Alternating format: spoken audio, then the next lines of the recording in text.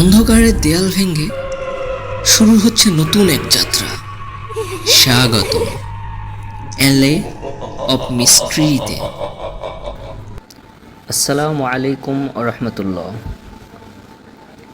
ইমানের গোপন রহস্য, এলএ অফ মিস্ট্রির পক্ষ থেকে আমি হৃদয়। ইমানের গোপন রহস্যের চতুর্থ পর্ব নিয়ে হাজির হয়েছে আপনাদের মাঝে।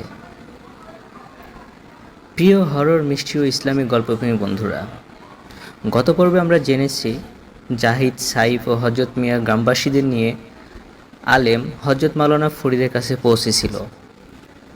তখন রহিম শয়তানের কবলে, কিন্তু আলেম এখন কোরআন নিয়ে সেই শয়তানের সাথে লড়াই শুরু করেছে। কে জিতবে এই লড়াইয়ে জানতে হলে আজকের পর্বের শেষ পর্যন্ত থাকতে হবে আমাদের সাথে। তো আর কথা না বাড়িয়ে শুরু করছি আজকের পর্ব। আজকের পর্বের নাম ইমানের লড়াই। তৈরি হন, এটা আপনার শান্ত হৃদয় কাঁপিয়ে দিবে। আর হ্যাঁ, লাইক, সাবস্ক্রাইব এবং কমেন্ট করতে ভুলবেন না। মাওলানা ফরিদ, সবাই দোয়া করো। শয়তান এই ছেলের মধ্যে আস্তানা করে বসেছে, কিন্তু আমাদের ইমানের শক্তি দিয়ে তাকে হারাতে হবে এবং আমরা এটা পারবো ইনশাআল্লাহ।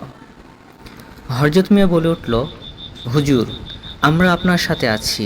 রহিমকে আপনি বাঁচান, যে করে হোক রহিমকে ওই শয়তানের হাত থেকে রক্ষা করুন। মাওলানা ফরিদ কোরআন পড়তে শুরু করলেন। একের পর এক তিনি সূরা পড়ে চলেছেন, কখনো সূরা জিন, কখনো সূরা ফালাক, সূরা নাস এবং বড় কুলহু। রহিম হঠাৎ করে চিৎকার করে উঠল, যেন এই রহিম না, অন্য কেউ ওর ভিতর থেকে বের হয়ে আসতে চাইছে। রহিম যেন গঙ্গানের মতো আওয়াজ শুরু করছে। রহিম বলে উঠল, তোমাদের কোরআন আমার কিচ্ছু করতে পারবে না, হা হা, আমি তোমাদের দেখে নিব। এমন তো অবস্থায় জাহিদ বলে উঠল, হুজুর, ওর শরীর কাঁপছে, ওর মনে হয় অনেক কষ্ট হচ্ছে। কি হচ্ছে এসব? রহিম এমন করছে কেন? দেখেছেন বন্ধুরা, আলেমের কোরআন পড়ার জন্য শয়তানের শরীরে জ্বালা পড়া শুরু করছে এবং শয়তানের আলেমের মধ্যে এক লড়াই নেমেছে, কিন্তু এটা সহজে থামবে না। জাহিদের প্রত্যুত্তরে মাওলানা ফরিদ বলে উঠল, বিশ্বাস রাখো, আল্লাহর নাম নিতে থাকো, নিশ্চয় শয়তান হার মানবে এবং আমরা বিজয়ী লাভ হব।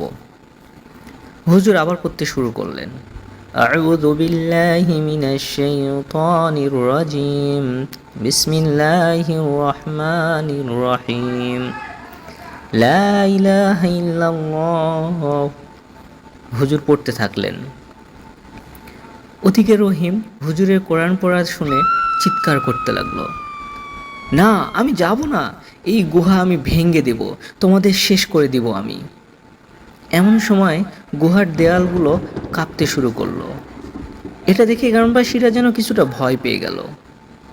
ওদিকে সাইফ আবারও বলে উঠল, হুজুর, গুহা যেন এখনই ভেঙে পড়বে, আমরা কি করব?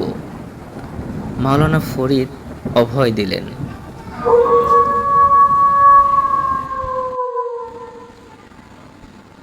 ভয় নেই, দোয়া চালিয়ে যাও। শয়তানের তার শেষ চেষ্টা চালাচ্ছে, আমরা খুব শীঘ্রই বিজয়ী হব। প্রিয় বন্ধুরা, শয়তান প্রতিরোধ করছে, কিন্তু আলেমের ঈমান শক্ত, লড়াই চলছে এবং হয়তো আলেমের বিজয় ঘটবে। রহিমের চোখ ধীরে ধীরে স্বাভাবিক হতে থাকলো, সে যেন কিছুটা শান্ত হয়ে পড়েছে। মাওলানা ফরিদ বলে উঠল, আল্লাহর রহমতে শয়তান ক্ষীণ হয়েছে, কিন্তু এটি শেষ নয়, এর শেষ দেখে ছাড়বো আমি। হযরত মিয়া বলে উঠল, হুজুর, রহিম ঠিক হয়েছে, ওর চোখ আবার লাল হবে না তো? জাহিদ বলল, দেখো দেখো, রহিমের জ্ঞান ফিরেছে। ওদিকে রহিম জ্ঞান ফিরে মৃদু স্বরে বলল, এ কোথায় আমি কি করছি এখানে? আর উনি কে? আর তোমরা আমার দিকে এভাবে অবাক দৃষ্টিতে তাকিয়ে আছো কেন? মাওলানা ফরিদ বলে উঠল, তওবা করো পুত্র, তুমি শয়তানের কবলে পড়েছিলে এবং শিরকের পথ থেকে দূরে থাকো। ওদিকে গুহা শান্ত হয়, দেওয়ালগুলো যেন আর কাঁপছে না, আশেপাশে আর কোনো বাতাসের শব্দ নেই, দূরে কোথাও আর কুকুর মায়া কণ্ঠে ডাকছে না। প্রিয় বন্ধুরা, রহিমের মুক্তির পথ শুরু হয়েছে, কিন্তু শয়তান শেষ হয়নি।